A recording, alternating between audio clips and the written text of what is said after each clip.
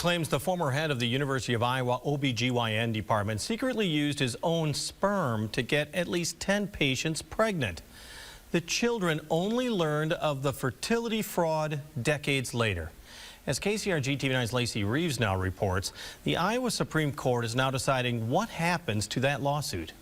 A brother and sister learned through the DNA test Ancestry.com that the man who raised them was not their father. The doctor at the University of Iowa who treated their parents' infertility in the 1950s was. It was at that time they discovered for the first time that Dr. John Randall was in fact their biological father. Not the dad that they grew up with, but the physician who had assisted their parents with their fertility issues in the 1950s. Iowa's Fraud and Assisted Reproduction Act became law in 2022 as a way to hold medical employees accountable when reproductive measures are changed without the parents' consent.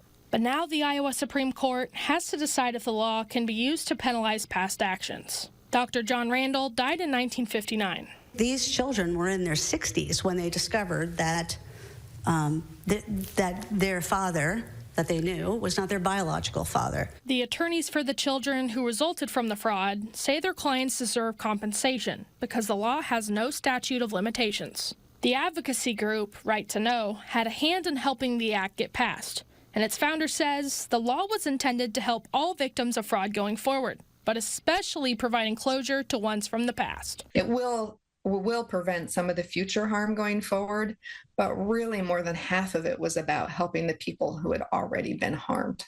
However, state attorneys didn't interpret the act this way because those children were born before the law existed. I mean, it sort of sounds like the legislature intended, they may not have succeeded, but they intended to be able to reach past conduct such as Dr. Randall's, don't you think? I don't think that the legislature intended to reach past conduct. The Supreme Court has heard the arguments in the case, but it will take a few weeks for them to issue their final ruling. Lacey Reeves, KCRG TV9 News.